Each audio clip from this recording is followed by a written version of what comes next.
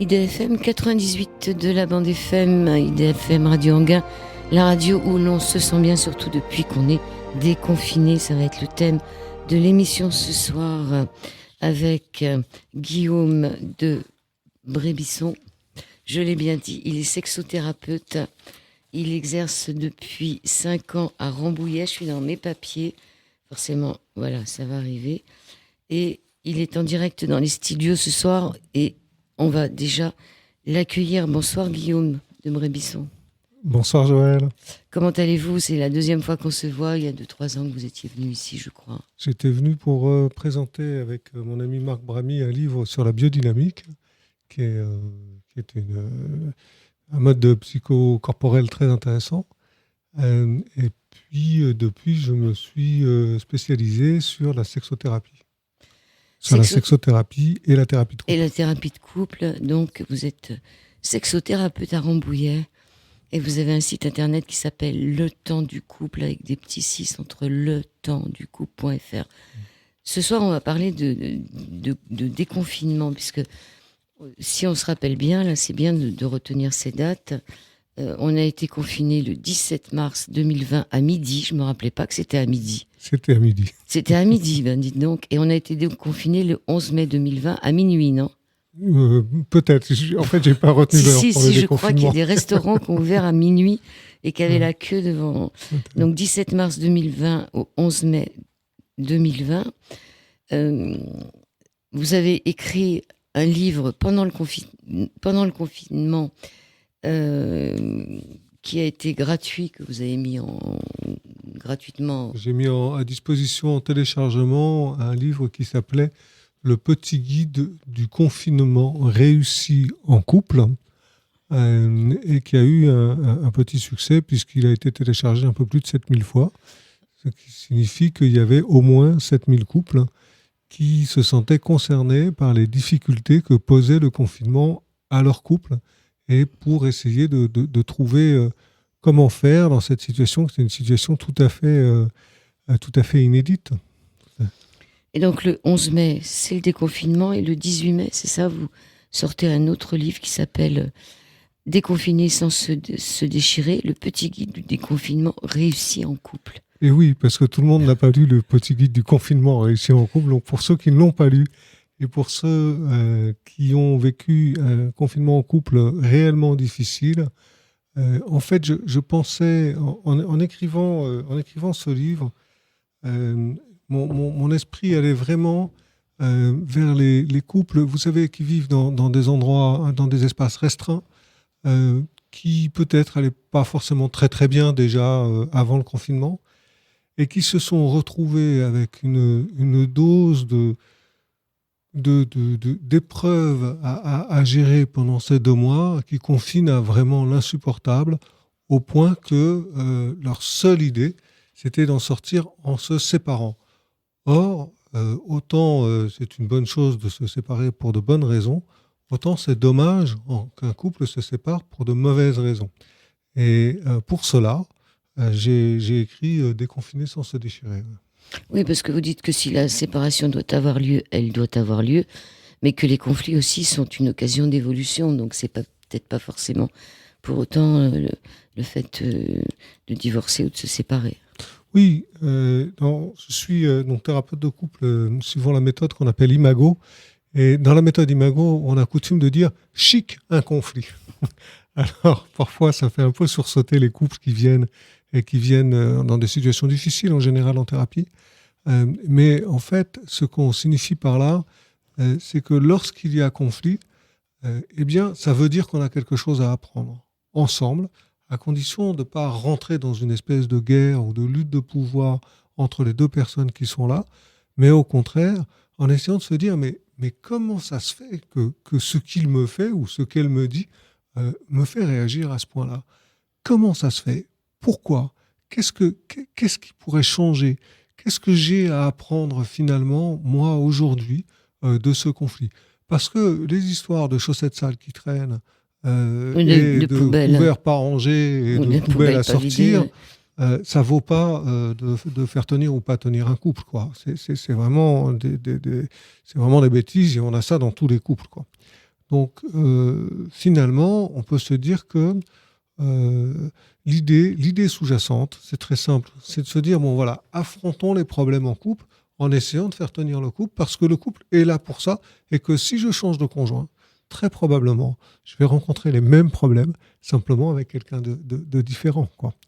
Donc, autant conserver le même conjoint auquel on est bien habitué. Alors, pour le meilleur et pour le pire, soit dans cette méthode Imago, 60 pays, 200 thérapeutes qui la pratiquent, c'est d'un fameux... ça a été créé aux États-Unis en 1980 par Harville Hendrix et Helen Lakelly Hunt. Lakelly Hunt, c'est ça, c'est sa compagne. Alors Harville Hendrix a toujours été thérapeute de couple, il était pasteur et en tant que pasteur, il recevait beaucoup de couples qui venaient le voir parce qu'ils avaient des difficultés et il cherchait un conseil. Et puis il s'est satisfait un petit peu quoi, de cette vie-là jusqu'au jour où lui-même a été amené à divorcer. Et étant pasteur, ça représentait vraiment un énorme échec pour lui. C'était quelque chose à quoi il ne pouvait pas se résoudre. Et là, il a décidé de réellement travailler sur qu'est-ce que c'est que la thérapie de couple, qu'est-ce qu'on fait en couple ensemble, pourquoi on est ensemble, pourquoi j'ai choisi cette femme-là, pourquoi elle a choisi cet homme-là, qu'est-ce qu'on a réellement à faire ensemble, qu'est-ce qu'on peut apprendre et comment faire en sorte de rester ensemble. Voilà. Avec juste une petite correction, il y a 2000 thérapeutes. 2000, j'ai oublié. Pas 200, mais 2000. Il y a 2 millions de personnes qui ont été déjà soignées, qui ont fait une thérapie Imago. Voilà. D'accord, donc comprendre pourquoi nous nous installons en couple et comment nous choisissons notre partenaire ou comment nous avons été choisis ou comment il nous a choisis. C'est pas la même chose. Non, c'est pas la même chose, mais c'est toujours un petit peu difficile de parler du couple parce qu'en fait, on parle toujours d'un des deux partenaires et on a tendance à oublier que les deux vivent des choses très similaires et que, évidemment, l'action de chacun a un effet sur l'autre. Mais l'idée de base, c'est de dire que, comme le disait Jung, qui n'était pas thérapeute de couple, lui pourtant, en fait, dans notre enfance, on est impacté, on est impressionné par différentes personnes, à commencer par notre maman en général, et puis le père, les frères, les sœurs, les oncles, les tantes, enfin, tout notre entourage vient nous faire une impression. Et on retient comme ça des traits saillants, positifs et négatifs, chez tous les gens qui nous ont élevés ou qu'on a fréquentés. Parfois, on ne retient pas parce qu'une personne ne va pas nous marquer, mais en général, on a tout un tas de petites choses comme ça qui s'inscrivent en nous et qui forment une espèce d'image subliminale dont on est porteur. Et lorsqu'on retrouve chez quelqu'un cette image, ou lorsqu'on a l'impression que quelqu'un ressemble à cette image, eh bien c'est là qu'on va être attiré par cette personne et qu'on va former un couple avec elle. Et cette personne-là, ce qu'il y a d'extraordinaire, c'est qu'elle-même, elle a vécu le même processus et simplement, c'est nous qui ressemblons à son image. Donc c'est quand il y a comme ça une correspondance de deux imagos, voilà, les images subliminales dont on est porteur, que la rencontre amoureuse a lieu. D'accord, alors si ça vous intéresse, il y a un site internet qui s'appelle 3W, vous l'oubliez parce que ça c'est toujours comme ça, Imago, et ça s'écrit IMAGO -du6 france.fr. Voilà. Donc ça nous permet d'aller voir un peu ce qui se passe. Donc le confinement, en vérité, il y a eu 3 crises. Vous l'écrivez dans ce petit livre. Il y a d'abord le Covid-19, le confinement par lui-même, et puis la crise sociale et économique et écologique qui risque de nous pendre au nez. Maintenant, on est complètement en plein dedans. Oui, cette période, elle est quand même assez incroyable parce que imaginez par exemple un pays en guerre. Un pays en guerre vit, les habitants d'un pays en guerre vivent quelque chose d'abominable. C'est une énorme crise, c'est très difficile pour eux. Souvent, tout le système économique est complètement foutu en l'air, etc., etc. Donc c'est une énorme pression. Mais il y a une explication. Il y a une guerre, il y a un ennemi. Alors on n'y croit pas, mais disons, la situation est relativement simple à comprendre. Et il y a une seule crise.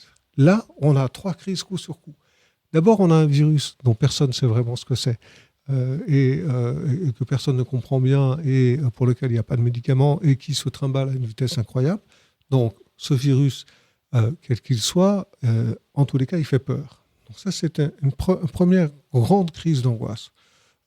Et puis, plusieurs personnes, quand même, ont des proches ou des proches de proches qui ont attrapé la maladie. Peut-être certains sont morts. Bon. Donc, on sent qu'il y a une menace proche de nous. Première crise, cause d'angoisse. Deuxième cause d'angoisse, le confinement. Alors, le confinement, c'est une torture pure et simple de forcer les gens à rester chez eux pendant 2 mois sans pouvoir bouger ou à peine et à rester ensemble. Et là, on a des causes, ça crée de l'agressivité. On en parlera peut-être tout à l'heure un petit peu plus en détail. Et puis ensuite, ce qu'on nous dit, c'est « vous inquiétez pas, un jour vous allez pouvoir sortir, mais on ne sait pas quand, pendant 2 mois. » Oui, c'est ça en plus, on ne savait pas quand. C'est terrible ça, de ne pas avoir d'horizon temporel.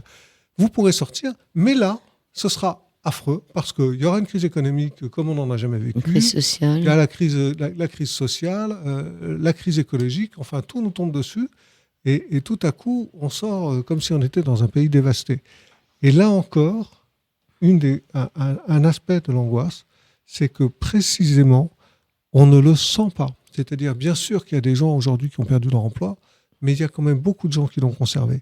Il y a des gens qui sont en grande difficulté, mais il y a beaucoup de personnes qui n'ont perdu qu'un peu de leur pouvoir d'achat. Ce qui signifie quoi ? Ce qui signifie qu'ils vivent dans la peur de perdre plus. C'est-à-dire, on nous annonce des catastrophes et on ne les vit pas complètement. Et ça, pour le système immunitaire, c'est abominable, purement et simplement. Oui, alors donc la génération de ceux qui avaient connu la crise de 1929, qui avaient une dizaine d'années à cette époque-là, ils sont tous morts. Donc ceux-là, ils ont connu ce que c'était, parce qu'en plus on nous prédit des catastrophes, genre Troisième et dernière guerre mondiale. Ce qui est très étonnant, c'est qu'on confinait les gens sains chez eux, mais que on laissait les prisonniers sortir des prisons. Oui. C'était que des messages antinomiques. Absolument. On a passé notre temps à être soumis à des messages contradictoires. Et puis, cette imminence du danger, comme vous le dites, criée à grands cris par tous les médias, répétée à longueur de journée, pour bien nous le mettre dans la tête. Alors, il y avait ce problème de couple. Il y avait des couples qui étaient séparés, qui se retrouvaient pas ensemble parce que le monsieur travaillait ailleurs, donc ils se sont trouvés séparés de force. Il y a ceux qui se sont trouvés confinés de force. Il y a eu des mariages et des divorces qui ont été reportés, puisqu'on est dans le couple. Hein. Mm-hmm. Des amants qui ont été séparés, c'est-à-dire, c'est encore plus difficile de rester avec sa femme ou avec son mari quand on en aime un autre. 30% de violence conjugale en plus. Oui, ça a été le premier signe. Le pire, c'est aussi une des grandes raisons pour lesquelles j'ai écrit ce livre. C'est qu'on a vu tout de suite, dès la première semaine, les agressions exploser à un point vraiment très très important. Ce qui est bien le signe que le confinement en couple portait en lui une agressivité qui avait besoin de se décharger. Alors malheureusement, chez un certain nombre de personnes, elle s'est déchargée par la violence domestique, mais chez les autres personnes, même si elles ne se déchargeaient pas par la violence domestique, l'agressivité était là. J'explique à un moment du livre, je fais référence en fait à une expérience très connue de biologie animale, dans laquelle on met un rat dans une petite cage séparée en deux, et puis on fait passer de l'électricité à l'endroit où il se trouve. Donc il se brûle, ça lui fait mal, et évidemment il va de l'autre côté de la cage, où là, il n'y a pas d'électricité. Et puis on peut répéter cette expérience très souvent, et le rat n'a rien, parce que le rat peut fuir. Il a la possibilité d'aller ailleurs, et par conséquent, son métabolisme se maintient. Il a le poil toujours aussi brillant, il est toujours en aussi bonne santé, même après un certain temps. Évidemment, si on ferme la porte entre les deux parties de la cage, eh bien, le rat ne peut plus fuir. Et à partir du moment où il ne peut plus fuir, il devient malade. Mais si on met 2 rats au même endroit et qu'à nouveau on fait passer de l'électricité et qu'on ferme la porte, alors ces 2 rats, pour maintenir leur métabolisme, vont s'agresser l'un l'autre, être en lutte l'un avec l'autre. Et ils font très attention d'ailleurs à ne pas se blesser trop. C'est-à-dire qu'ils ne vont pas s'entretuer. Mais simplement, ils vont être très agressifs l'un avec l'autre. Ils vont se battre. Et lorsqu'ils se battent comme ça, ils maintiennent leur métabolisme, leur poil est très brillant et tout va bien. Eh bien, dans les couples, c'est exactement ce qui s'est passé. On a mis des gens ensemble 7 jours sur 7 et 24 heures sur 24 avec interdiction de sortir, interdiction de sortir, de faire quoi que ce soit d'autre. Et évidemment, pour maintenir leur propre santé, ils ont dû s'agresser. C'est une réaction absolument normale. Alors, ils ont employé ce qu'ils avaient à leur disposition. Peut-être que c'était des chaussettes sales, peut-être que c'était la question de la télévision allumée trop fort, ou de l'ordinateur. Ou l'ordinateur. Voilà. Un ordinateur pour deux. Oui, un ordinateur pour deux, par exemple.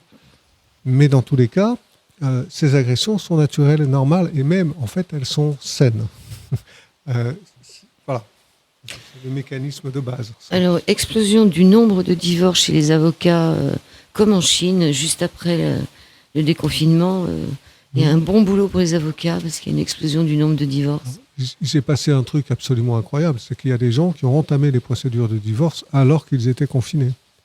C'est-à-dire que concrètement, ça veut dire que monsieur et madame sont dans leur appartement en sachant chacun que l'autre est en train d'écrire à son avocat des emails contre lui-même pour pouvoir monter la procédure. C'est inimaginable comme pression, ça. Il y a une phrase très amusante dans votre livre, il n'y avait pas de cause, il n'y avait pas de case, dispute conjugale sur l'attestation officielle de déplacement dérogatoire. Ça, si nos gouvernements nous entendent, ils pourraient la mettre dans le prochain confinement. Ils auraient pu, moi je trouve. Ils auraient pu, oui. Et puis quand vous dites qu'on n'est pas en guerre, si, pourtant notre président il disait qu'on était en guerre. Vous dites tout à l'heure que les gens ils sont en guerre, il y a une cause, mais on nous a bien fait croire qu'on était en guerre quand même. Oui, mais en guerre. Ça, c'était la pire des choses à nous dire, parce que c'était vraiment la pire des choses à nous dire. Alors, on va faire une petite pause, et puis après, on va parler de la thérapie primale d'Arthur Janov. Voilà, on se retrouve tout de suite sur l'antenne d'IDFM. On va continuer cette émission sur le déconfinement en couple et comment s'en sortir avec Guillaume de Brébisson. Alors, on a dit qu'on allait parler de la thérapie primale d'Arthur Janov. Janov, c'est un V, mais on le dit F, c'est ça ? C'est Arthur Janov. J'évoque la thérapie primale dans ce livre parce que il avait une méthode thérapeutique extrêmement efficace qui consistait, lorsque vous veniez le voir, à vous demander de rester dans son centre, en Californie, je crois, et puis vous étiez là enfermé pendant 3 semaines. Et pendant 3 semaines... Sans télévision, sans ordinateur, voilà. Sans téléphone, sans rien du tout. Absolument sans rien. La seule chose à laquelle vous aviez le droit, c'était un bloc de papier et des crayons. Mais vous n'aviez pas le droit de lire. Même lire était interdit. Écouter de la musique était interdit. Tout était interdit. Simplement, 1 heure par jour, vous pouviez sortir et aller en thérapie avec lui. Alors, inutile de vous dire... Qu'il y avait des choses à dire. Ouais, il y avait des choses à raconter. Les séances étaient extrêmement fortes, extrêmement puissantes. Parce que il y avait ce qu'on appelle dans notre jargon de psy des remontées d'inconscient. C'est-à-dire que quand vous restez comme ça, tout seul ou toute seule face à vous-même, eh bien, il y a tout ce que vous n'allez jamais regarder en vous qui remonte et qui se manifeste. Et puis, il y a ce que Janov appelait les insights, c'est-à-dire des sortes de prises de conscience subites, de compréhension de pourquoi vous étiez en souffrance, qui arrivaient comme ça. Alors, cette thérapie, elle était efficace, mais elle était considérée quand même comme assez violente, assez agressive. Et finalement, le gouvernement, c'est ce qui nous a fait faire, quoi. Alors, sauf qu'on a fait ça... non seulement on s'est tous tapé une petite thérapie janovienne gratuite, mais en plus on était en couple, voire en famille. C'est-à-dire que c'est vraiment des situations explosives, ça. Vous dites que c'est un peu comme une quête de vision, c'est-à-dire quand il faisait la thérapie primale d'Arthur Janov, c'était un peu comme une quête de vision, et au bout de quelques jours, parce que là ça durait quand même 3 semaines, je crois, au bout d'une semaine ou une dizaine de jours, ils avaient des visions. Oui, la quête de vision, c'est un processus chamanique qui est employé dans pratiquement toutes les régions du monde, mais qui est connu à cause des Indiens Lakota en Amérique du Nord. Et ça consiste toujours plus ou moins dans la même chose. Lorsque le guerrier est prêt à devenir un vrai guerrier, on l'emmène dans un endroit, alors dans la forêt ou à l'extérieur, enfin loin du village en tous les cas, et on lui assigne une surface dont il n'a pas le droit de sortir pendant un temps que parfois il ne connaît pas, mais qui est toujours soit de 4 jours, 7 jours, 9 jours ou 13 jours, avec très très peu de nourriture et très très peu d'eau. Et puis, on le laisse là. Et alors, pendant ces 7 jours, mettons, il va rester seul face à lui-même. Et il va se produire ce qui se produit toujours, c'est-à-dire qu'il va y avoir des confusions temporelles, il va y avoir des confusions spatiales, il va plus trop savoir quand est le jour, quand est la nuit, même s'il les perçoit pourtant. Il va avoir l'impression que les animaux qui sont là lui parlent. Même les feuilles, les feuilles, les arbres, la terre, etc. Et il va faire ce qu'on appelle des rêves, qui sont soit des rêves, soit des hallucinations, enfin qu'importe. Il va avoir donc une vision, et cette vision, ou l'une de ces visions les plus importantes, va lui indiquer pourquoi il est sur Terre. Qu'est-ce qu'il fait là? Quel est son chemin à lui? Est-ce que c'est de devenir sorcier? Est-ce que c'est de devenir guerrier? Est-ce que c'est de s'occuper des autres? Enfin, je ne sais pas. Et cette épreuve, qui est vraiment une épreuve tout à fait respectée et très difficile à vivre, permettait de passer au stade de guerrier accompli. Enfin, c'était une des épreuves sur le chemin initiatique du guerrier. C'est de ça que s'est inspiré Janov quand il a mis en place sa thérapie, c'est très clair. Et j'en parle dans le livre parce que le confinement nous a fait faire quelque chose de similaire à ça. C'est-à-dire qu'on a été confronté à notre inconscient, on a été confronté à nos peurs, on a pu avoir des hallucinations peut-être parfois, enfin voilà. Et notre cerveau reptilien, comme vous le dites, c'est-à-dire c'est lui qui a marché, notre cerveau reptilien. Ça, de toutes les manières, la crise du coronavirus, c'est le royaume du cerveau reptilien. Il est très clair que le cerveau reptilien, quand même, pour résumer, on considère que notre cerveau est composé de 3 sous-cerveaux. Il y a le cerveau reptilien qu'on partage avec pratiquement tous les animaux, et en particulier avec les reptiles. Le cerveau limbique qu'on partage avec tous les autres mammifères, et puis le néocortex qui est proprement humain. Le néocortex, il nous sert à réfléchir. Le cerveau limbique, il nous sert à avoir des émotions et à les exprimer et à les manifester. Et puis le cerveau reptilien, il nous sert, comme à tous les animaux, à réagir à l'agression. Donc, en gros, le cerveau reptilien, ce qu'il sait faire, c'est détecter une agression. Et l'ayant détecté, il sait nous dire soit de fuir, soit de combattre, soit de nous soumettre. Et puis, en gros... c'est les 3, oui. En gros, voilà, quoi. C'est à peu près les seules possibilités qu'on a. Ou on donne un coup de poing, ou on pisse dans sa culotte. Voilà, c'est exactement ça. Et là, alors le cerveau reptilien, il a 2 caractéristiques. Premièrement, il est très sensible, c'est-à-dire il détecte la menace très vite. C'est bien quand on est un animal sauvage et que le lion s'approche, c'est bien de le détecter vite, pour pouvoir fuir vite. L'autre caractéristique qu'il a, c'est qu'il fonctionne à toute vitesse, beaucoup plus vite que le néocortex. Alors, quand il y a à la fois un coronavirus, une crise sanitaire, une crise économique, et un confinement qu'on peut rien faire, un confinement on peut même pas se sauver, qui nous empêche, où on a l'interdiction de fuir, qu'est-ce qui se passe? Le cerveau reptilien, il est activé tout le temps. Donc, on est tout le temps dans la menace maximum. Et le cerveau reptilien ne hiérarchise pas les menaces. Pour lui, c'est vie ou mort. C'est simple. Donc, on a vécu 2 mois, et en fait, on continue, mais c'est un peu différent maintenant parce qu'on peut fuir. On a vécu 2 mois avec cette sensation d'être en danger de mort permanent. Oui, encore, on ne pouvait pas fuir très loin. Vous nous avez donné 100 km. Oui, on ne pouvait pas fuir très loin pendant longtemps. On ne pouvait pas aller très loin. Alors, donc impossible de fuir. Donc arrive ce que vous disiez en première partie d'émission, cette saine agressivité qui qui est là, qui abîme le couple. C'était la seule façon de s'en sortir. Ou les enfants. Parce qu'il y a les enfants. Ouais. Oui, alors je ne parle pas beaucoup des enfants parce que mon sujet, c'est vraiment le couple. Mais il va de soi que tout ce qu'on dit au sujet du couple, là, on pourrait le dire aussi au sujet des enfants. C'est tout à fait juste de le rappeler. Oui, alors, voilà, on est sous agression. Donc, monsieur est agressé, madame est agressée. Ils ont tous les deux peur de plein de choses. Pas tout à fait les mêmes choses. Et au bout ils sont dans un espace restreint, ils ne peuvent pas en sortir. Donc, qu'est-ce qui se passe ? À un moment donné, ils font comme les rats de l'expérience dont je parlais tout à l'heure, ils s'agressent. Et ça, c'est très important de le dire et de le répéter au couple. Ces agressions-là de temps de confinement ne veulent rien dire sur l'état réel du couple. C'est juste que de toutes les façons, vous prenez n'importe qui, vous le mettez dans une pièce et on recommence. Et ça, il se produira la même chose. Voilà. Donc effectivement, tout était là pour que les agressions démarrent. Oui, surtout qu'on n'avait même plus le droit de faire du sport. Dans la journée, c'était limité à certaines heures. Les seules échappatoires, les seules bouffées d'oxygène, et en plus, elles étaient limitées.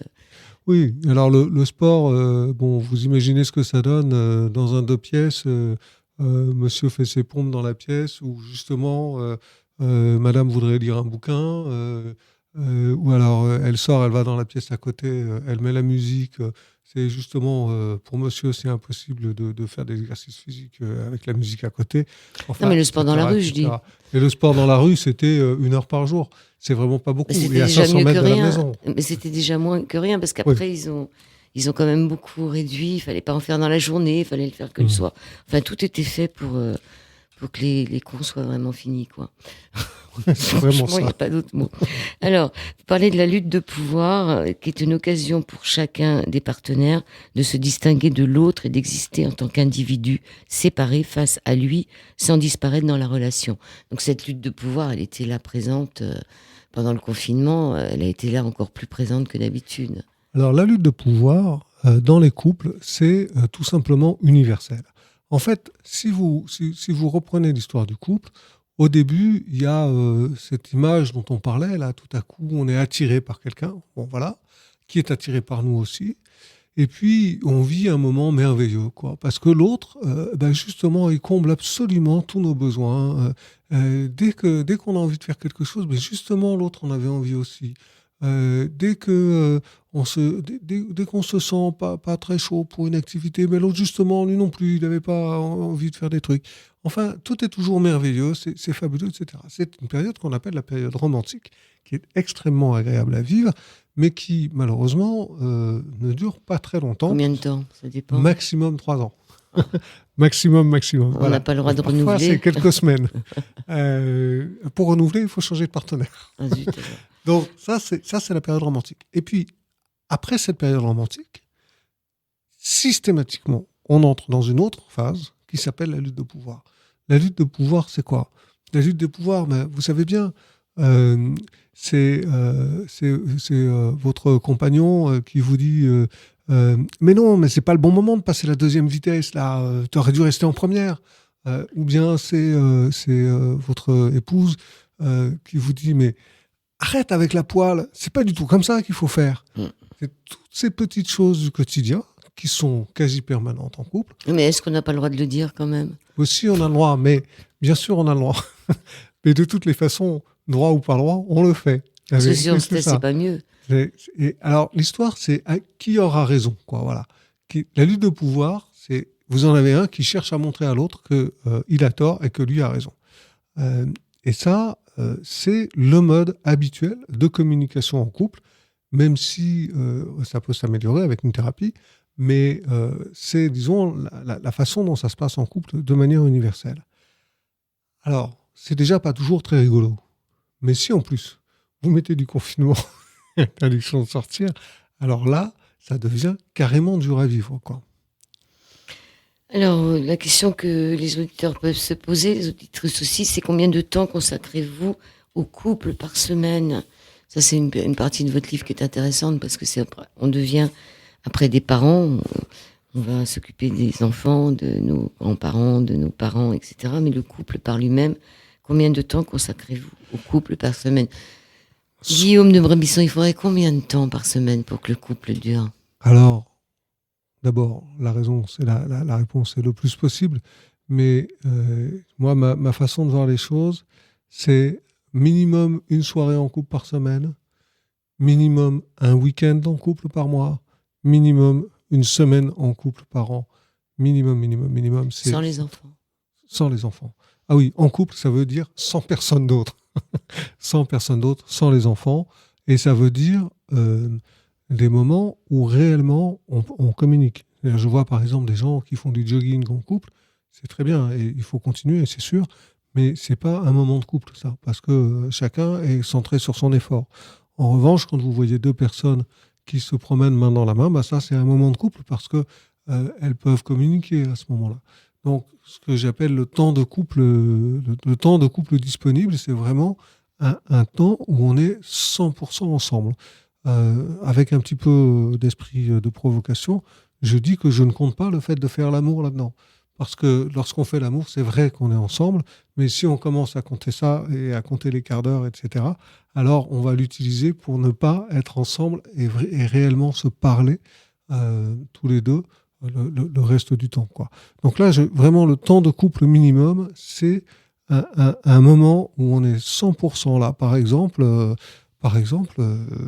aller au restaurant aux chandelles, mais pas aller au cinéma. Aller au cinéma, vous regardez le film, vous n'êtes pas avec votre compagnon ou votre compagne. Sauf qu'après, vous pouvez en parler ensemble quand même. Oui. C'est mieux que d'y aller tout seul.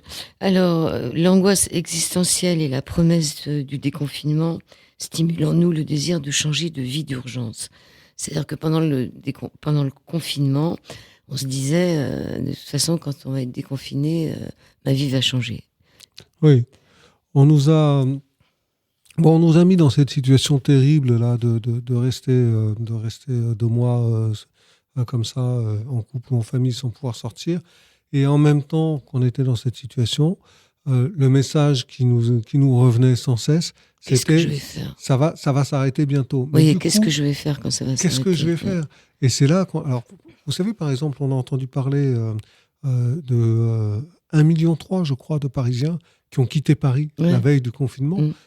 Et ces gens-là, maintenant, ils ne veulent pas revenir. Enfin, une partie ne veut pas revenir. Pourquoi ? Ils veulent changer de vie. Alors, cette espèce d'impératif de changer de vie montre premièrement que la vie qu'on mène n'est pas très satisfaisante. La crise du coronavirus, quelque part, est une espèce de caricature du fait qu'effectivement, on vit dans un monde totalement détraqué. C'est difficile de l'ignorer aujourd'hui. Et puis, on a cette pression pour nous dire, mais on va déconfiner, vous allez voir, ça ira mieux. Enfin, sauf qu'il y aura une crise. Et sauf qu'on vous disait sans arrêt que c'est impossible de retour au monde d'avant. Voilà. On n'arrêtait pas de vous balancer ça en disant de toute façon, ça ne sera jamais plus comme avant. Voilà, plus rien ne sera jamais comme avant. Donc, puisque rien ne sera jamais comme avant, puisqu'on risque de mourir à tout instant d'un virus invisible dont personne ne sait et qu'on est fragile, voilà, eh bien, à ce moment-là, pourquoi ne pas faire ce qu'on a vraiment envie de faire dans la vie ?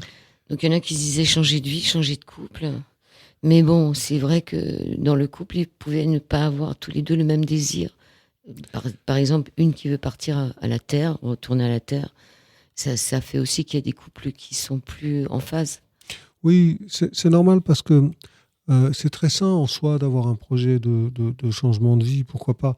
Mais ce projet, il faut le porter, il faut dialoguer autour, il faut passer du temps à y réfléchir, à faire des essais, etc., etc. Et là, on a cette espèce d'urgence absolue dans laquelle on a été plongé et on a l'impression que tout doit se faire tout de suite. Alors, si tout doit se faire tout de suite, eh bien, chacun va dans sa direction à lui. Et puis, tout ça dans une ambiance extrêmement agressive pour le couple. C'est pas tellement étonnant que les couples se soient dit bon, ben, on déconfine et on se quitte, quoi. C'était un petit peu ce qui était sous-jacent là en permanence. Oui, alors il y a aussi maintenant tous ces gens qui essayent d'acheter des maisons pas très loin des grandes villes. Il y a l'immobilier qui flambe à des endroits où c'était... Et par contre, Paris qui va sûrement baisser puisqu'il va y avoir des logements vides. Alors, là, on va s'arrêter juste après cette phrase. Vous dites que... mais c'est aussi une prise de risque financier parce qu'avec ce déconfinement, si on veut changer de vie, il faut aussi que les finances suivent. Or, il y en a plein qui se retrouvent avec moins de boulot, qui ont peur du chômage. Donc, ils sont encore en pleine en plein questionnement. Oui, on est exactement dans ce que vous disiez au début de l'émission, c'est-à-dire qu'on est la proie de messages contradictoires permanents. Donc d'un côté, on a tout est fait pour nous donner envie De de changer. changer de vie, et dans le même temps, on nous dit qu'on va perdre notre emploi, que les entreprises n'embaucheront plus, que de toute façon elles vont fermer, etc., etc.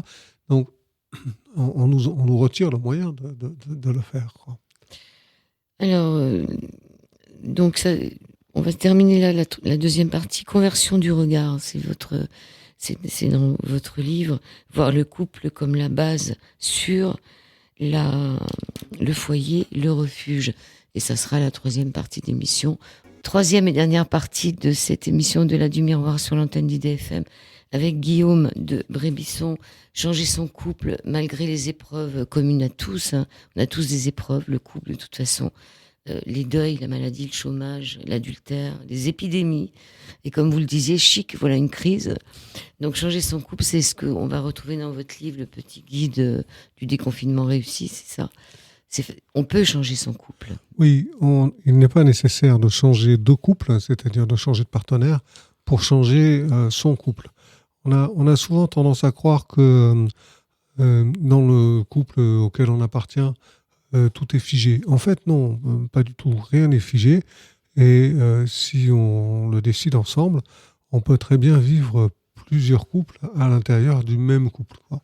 Et les couples qui durent très longtemps, on en connaît tous, enfin des gens qui ont passé 50 ans ensemble, etc.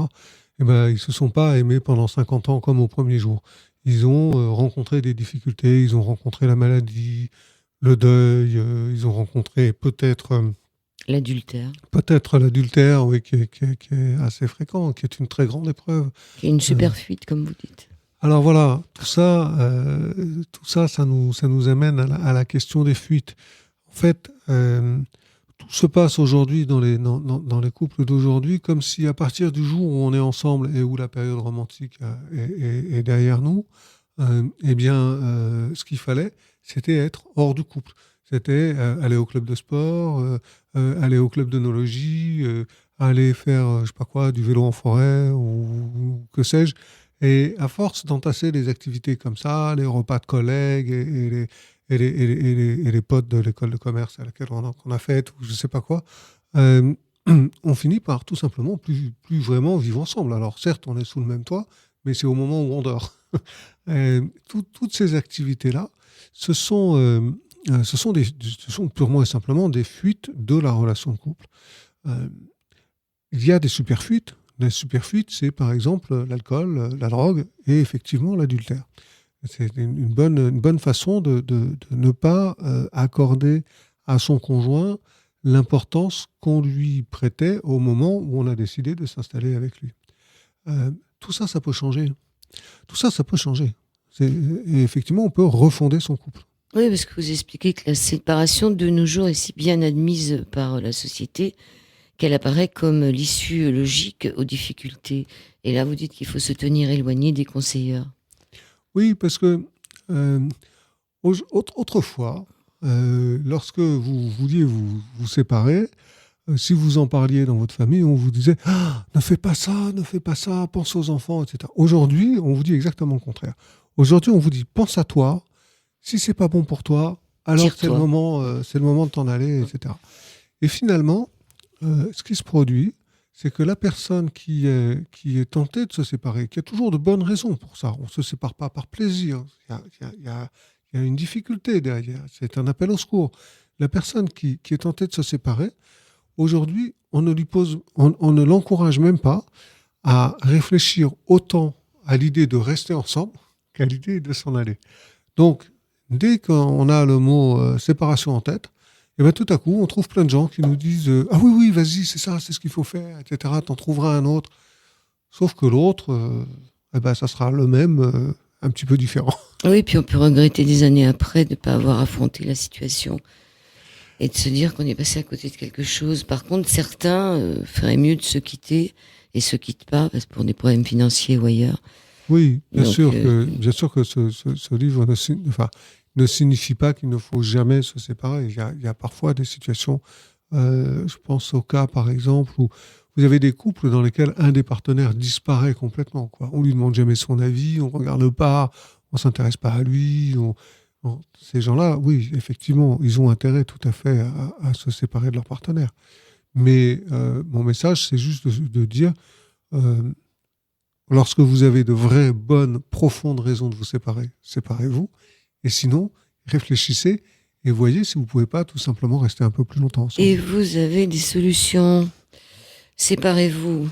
Alors d'abord, pour changer son couple, c'est possible, c'est-à-dire pour éviter aussi de se séparer sans connaissance de cause, prendre une pause, se séparer pendant une semaine entière et pas de contact du tout, ni téléphonique, ni quoi que ce soit. Chacun se sépare, sans les enfants, hein, dans un coin pendant une semaine. Expliquez. Oui, ce que je dis à ce sujet dans le livre, c'est que donc le confinement a été une épreuve vraiment très très très dure pour les couples. Le moment du confinement, du déconfinement, pardon, apparaît souvent comme une forme de liberté dans laquelle on veut se séparer.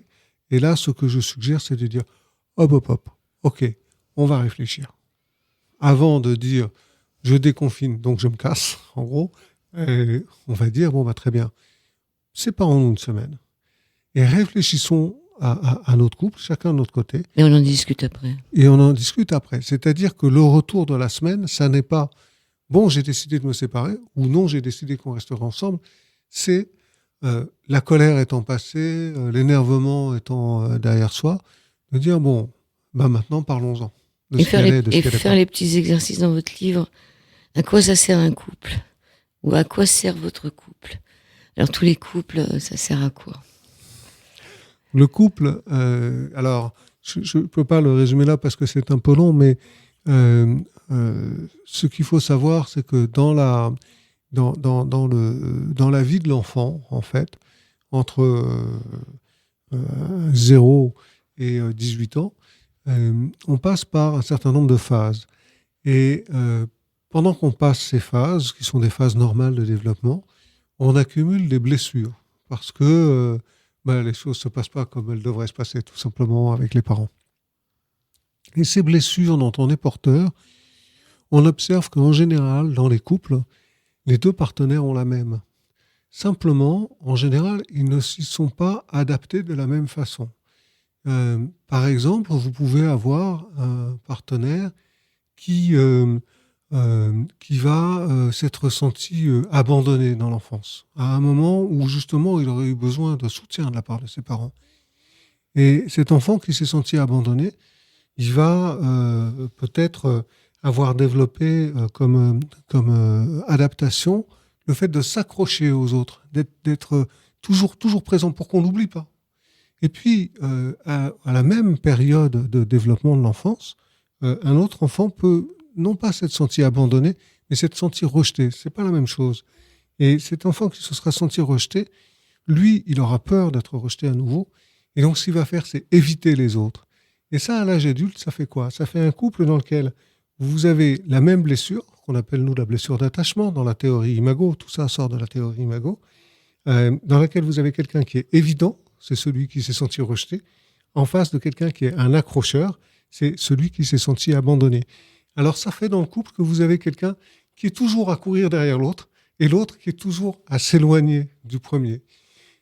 Alors à quoi ça sert le couple ? Eh bien, ça sert à voir ça et à trouver ce qu'on appelle dans notre jargon le chemin de croissance pour sortir de cette blessure, laisser finir de cicatriser tout ça et pouvoir enfin s'équilibrer. Et pour ça, on a besoin de son partenaire. C'est ça qui est magnifique. C'est que si on est lévitant, on a besoin de développer des capacités pour être un petit peu plus accrocheur. Et si on est accrocheur, on a besoin de développer des capacités pour être un petit peu plus évitant. Et justement, on a le modèle sous les yeux, c'est notre partenaire. Voilà à quoi ça sert le couple. À quoi ça sert un couple ? À être en sécurité, déjà, à être soutenu et être en connexion aussi, sentir une connexion avec quelqu'un d'autre. Sinon, on resterait tout seul. Ça, ce sont les besoins fondamentaux de l'être humain. On a besoin de connexion, on a besoin de sécurité. Pour avoir la connexion, on a besoin de sécurité. En fait, le premier besoin absolu, c'est la sécurité. Juste derrière, c'est la connexion. Et dans le cadre de la connexion, on a besoin d'être soutenu, effectivement, pour pouvoir grandir, pour pouvoir avancer, pour pouvoir se développer. Il y a une grande force intérieure à l'intérieur de tous les êtres humains qui est d'aller vers notre développement maximum, de, on pourrait dire, s'améliorer, par exemple. Voilà. Et cette force de vie-là, elle a besoin d'un soutien. Et ce soutien, on va le chercher dans la relation. Parce qu'il y a quelque chose qu'on oublie quand même beaucoup, je trouve, dans notre monde, c'est que finalement, si vous regardez le discours des médias, si vous lisez les journaux, les rubriques psy, etc., on va toujours vous dire fais ce qui est bon pour toi. Soigne-toi, fais attention à Pense toi. à toi.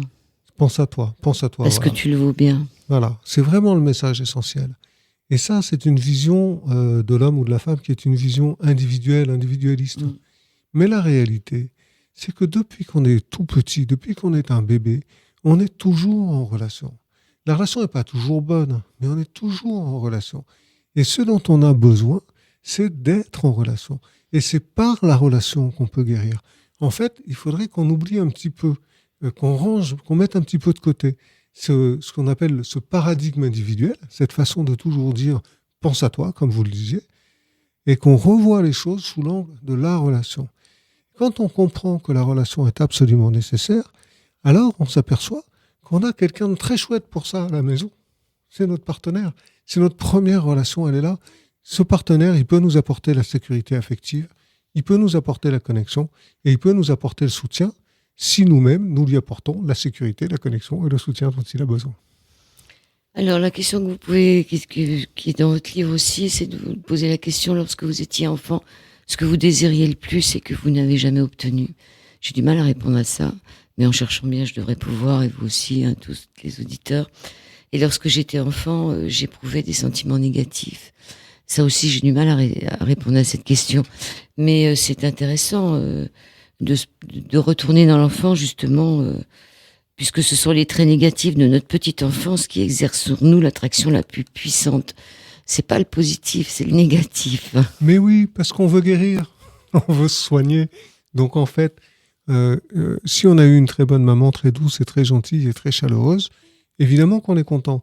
Mais ce qu'on a retenu, c'est la fois où elle n'a pas été sympa. Ouais, c'est très injuste finalement. Mais c'est ça dont on a besoin de guérir. Et c'est ça qu'on va aller chercher chez notre partenaire. Apprendre à écouter et faire le miroir, apprendre à dialoguer, c'est-à-dire apprendre à écouter l'autre. Apprendre à faire le miroir. C'est quoi apprendre à faire le miroir ? Ben, vous savez qu'ici, on est dans une émission qui s'appelle Au-delà du miroir. C'est pour ça que je vous pose la question. Alors, ce que nous, on appelle le miroir, ben, c'est pas le même que le vôtre. Le miroir, c'est redire à l'autre ce qu'il nous a dit. Par exemple, vous allez me dire quelque chose que vous avez envie de me dire. Allez-y. Vous me prenez de court.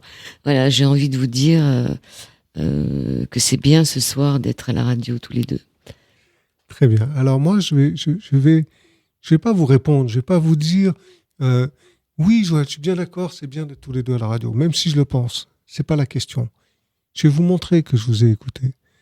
Et je vais vous dire, je t'entends me dire que c'est bien d'être là, ensemble, tous les deux à la radio ce soir. T'ai-je bien entendu ? Ça, c'est dans les cas où la personne a une question un peu plus intéressante que celle que je viens de vous poser quand même. On va pas faire ça à chaque fois. Alors, ça, c'est quand la question est importante. On fait ça dans le cadre de ce qu'on appelle un dialogue intentionnel. D'accord. C'est-à-dire qu'à un moment donné, j'ai besoin d'échanger avec mon épouse ou elle a besoin d'échanger avec moi au sujet de quelque chose. Quelque chose qui la turlupine, qui la travaille. Peut-être pas quelque chose dans lequel je suis moins impliqué. C'est peut-être juste quelque chose qui la concerne. Oui. Elle a un problème au travail et ça, voilà. Bon, elle va me demander, est-ce qu'on peut dialoguer autour de ça ?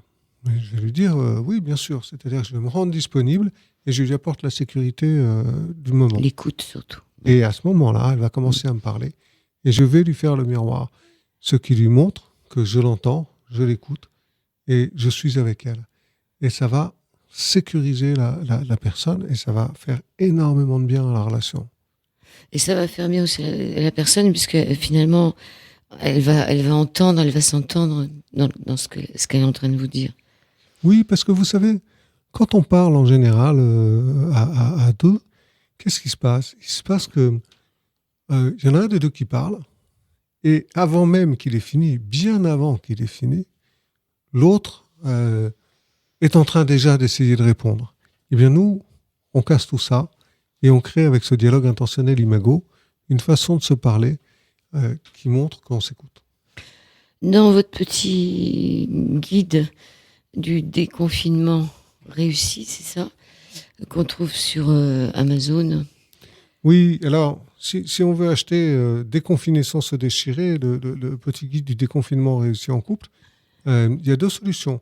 Soit on veut le livre en version brochée, et alors il faut aller l'acheter chez Amazon, c'est le seul endroit où on peut le trouver. Soit on veut le lire en version électronique, PDF.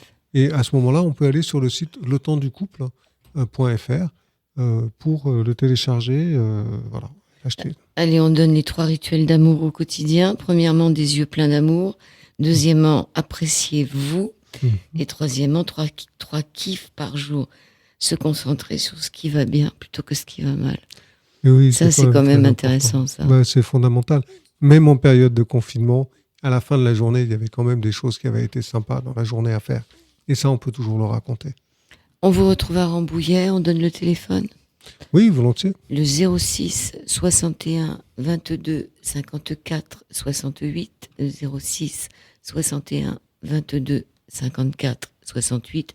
Vous appelez Guillaume de Brébisson, BREBI2SON, et vous êtes thérapeute de couple et sexothérapeute à Rambouillet. Une phrase pour terminer l'émission. Une phrase pour terminer l'émission, ce serait de dire tout simplement on peut changer son couple sans changer de couple. Si on n'a pas réglé avec le premier, ça reviendra au deuxième et au troisième. C'est ça.